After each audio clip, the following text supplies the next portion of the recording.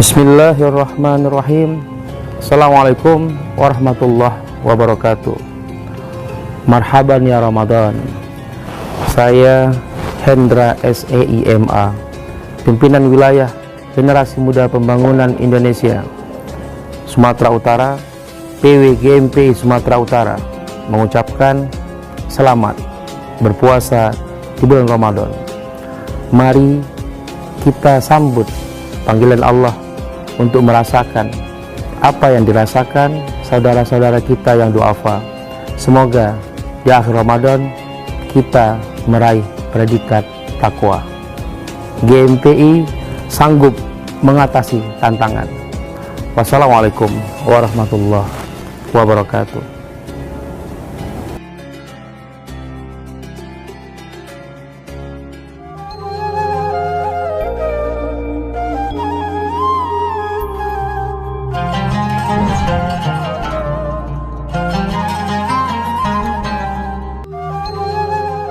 Ditengok nggak bawa apa-apa, namun senyum tetap sumringah. Begitu datang, Assalamualaikum, waalaikumsalam. Yang pertama kali ditanya istrinya, bukan dah laku atau laris dagangan bang, tidak. Tapi yang ditanya istri soleha itu kepada suaminya, bagaimana keadaan pasar bang? Ini istri soleha. Kalau istri toleha kan lain. Ditanya cemana bang, laris, habis, banyak duit, banyak. Itu bedanya. Si suami menjelaskan kronologis kisah yang ada di pasar sampai diceritakan uang yang 2 dirham modal dan untung tuh habis. Apa jawab istri soleha? Bang, kalaulah dengan 2 dirham abang bisa menyelamatkan nyawa orang lain, aku minta sama Allah agar Allah kirim banyak-banyak dirham sama abang agar banyak nyawa orang yang abang selamatkan. Ini istri soleha, beda sama istri soleha. Enggak ada otaknya kau bang.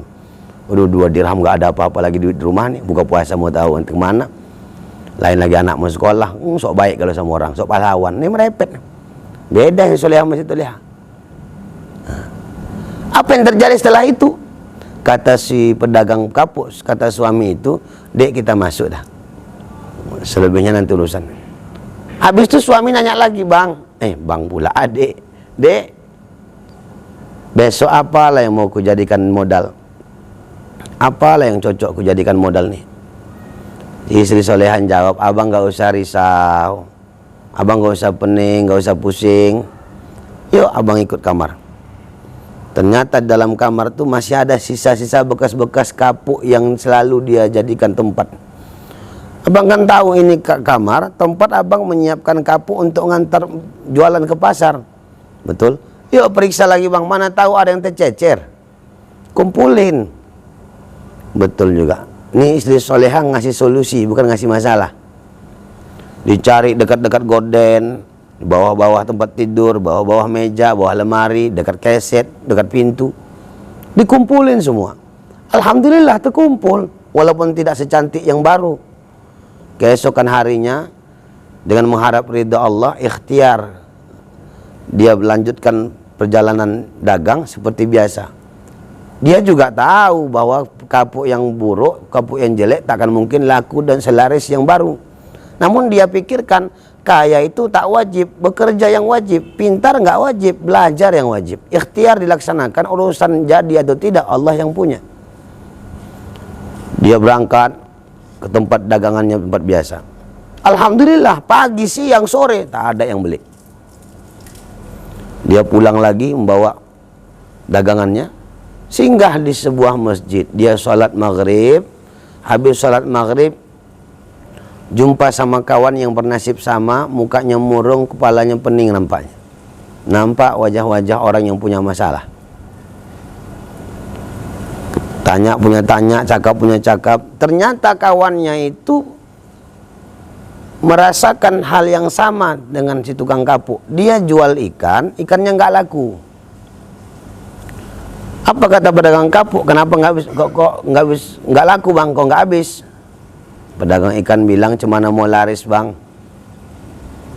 Ikan yang kejual nih nggak lagi segar, udah busuk. Terus mau diapain? Ya paling mau ku campakkan lah, ku buang aja. Nah daripada abang buang bang, lebih baik ikan busuk itu kasih sama aku. Tapi mohon maaf nih, aku tak bisa bayar dengan uang karena uangku nggak ada. Aku pun tadi dagang nggak laku. Tapi aku ada kapuk ini bang, nggak baru. Mudah-mudahan ini bisa nampal-nampal tilam atau nampal-nampal bantal yang koyak. Barterlah orang itu di luar masjid. Begitu barter orang itu, si pedagang kapuk bawa ikan, pedagang ikan bawa kapuk. Sampai di rumah, si istri pedagang kapuk stay menunggu suaminya dalam keadaan berhias cantik dan wangi-wangi. Istri soleha nih. Beda sama istri toleha. Nunggu laki pulang, ya Allah ya Rabbi. Baju kaos daster koyak-koyak pula. Mukanya udah selemak dan lagi bau-bau balsam. Telah mudah-mudahan nggak gitulah bini-bini kita ya Pak. Kok pun ada, suruh aja cantik. Begitu sampai ke rumah, nampaknya suaminya yang pedagang kapuk tadi melenggang, bukan melenggang seperti biasa. Biasanya nggak bawa apa-apa, bawa bungkusan kantong plastik. Baik sangka hadir dalam hati, bawa oleh-oleh lakiku. Sampai depan pintu, salam cepika-cepiki. Dek, alhamdulillah ada rezeki ikan. Pergi kau sembelih kambing pula lama-lama. Pergi kau pesiang. Kata istrinya bilang sama suaminya, bang, berarti Allah jawab doaku bang. Apa doamu? Aku doa sama Allah pengen kali makan ikan. Allah kasih melalui tangan abang ikan dapat. Rupanya asbab doa istri tadi.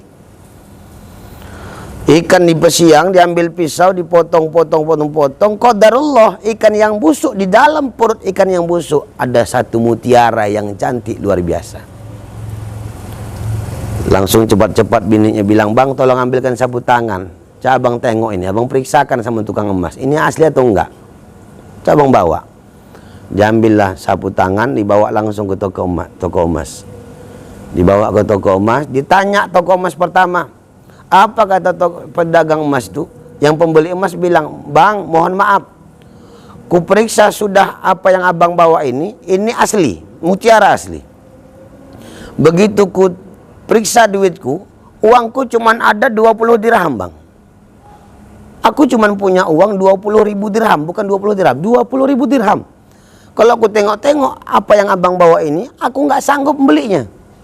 Uangku cuman ada 20 sampai 20.000 dirham. Coba abang pergi ke toko emas yang lain, boleh jadi bisa mahal nih harga.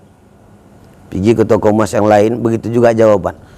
Kata toko emas yang kedua, aku punya uang, ku tengok di laci, ku tengok di dompet, yang ada uangku cuman ada 60.000 dirham. Padahal sahabat GMP yang muliakan Allah, dia hanya memberikan untuk orang lain, menyelesaikan urusan orang lain cuman 2 dirham. Tapi begitu balasan dikasih Allah Subhanahu wa taala. Coba abang pergi ke toko emas yang ketiga, aku cuman punya 60.000 dirham, aku tak sanggup membayarinya. Sahabatku, padahal 2 toko emas tadi bisa saja menokoh, menipu ini orang. Pakaiannya lusuh, tak bentuk orang kaya, dikasih pun 10.000 dirham, udah enak, bahagia hatinya. Tapi kenapa mereka tak mau menokoh? Allah yang menjaganya semua.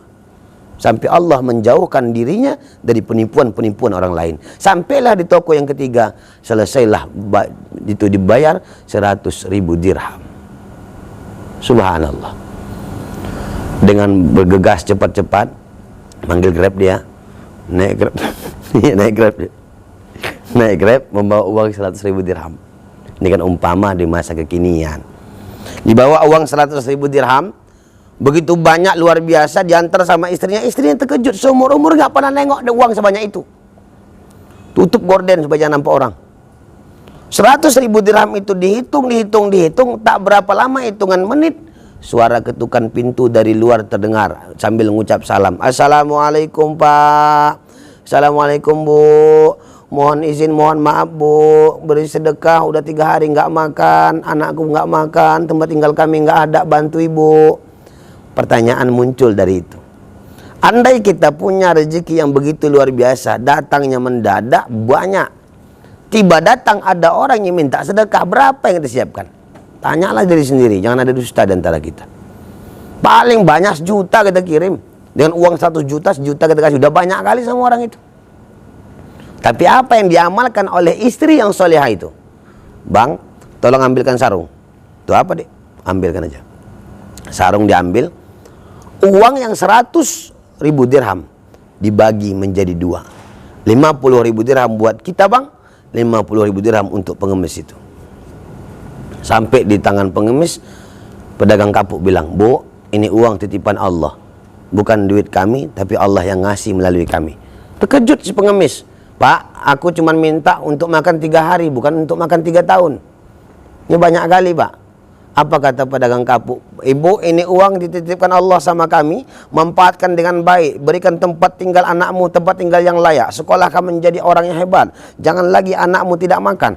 Ini kuberikan kepadamu." Diambil itu uang oleh pengemis, pulang dengan anaknya, pintu pun ditutup. Selang beberapa jam, pengemis yang tadi datang pulang membawa uang 50.000 dirham, datang lagi membawa uang 500.000 dirham. Berapa kali lipat dikasih Allah. Apa kata pengemis itu sambil mengucap salam, "Assalamualaikum Pak, tolong buka." "Apalagi Bu? Apa kurang lagi?"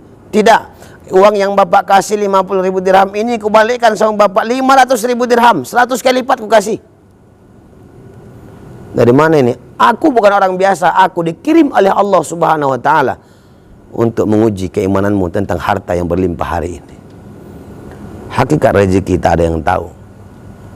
Said Hawa dalam kitab Tazkiyatun Nafs menjelaskan, orang yang mensyukuri nikmat, satu nikmat yang disyukuri, ada 5 nikmat sebagai tambahan dikasih Allah Subhanahu wa Ta'ala. Di antaranya adalah nikmat kekayaan. Mudah-mudahan sahabat GMP dan seluruh pemirsa dimanapun Anda berada, dari kisah ini bisa menjadikan motivasi bagi diri kita. Yang punya harta, bantulah yang membutuhkan. Yang punya ide, bantulah orang yang membutuhkan. Yang punya kekuasaan, bantulah dengan kekuasaannya. Yang punya segala-galanya, dari segala macam aspek yang ada dikasih Allah, manfaatkan untuk membantu orang lain. Sedekahlah untuk orang lain. Dan mudah-mudahan dengan sedekah itu kita memanfaatkan apa yang kita punya menjadi hal yang menjadi kebiasaan dalam kehidupan kita, terkhusus di bulan Ramadan yang mulia.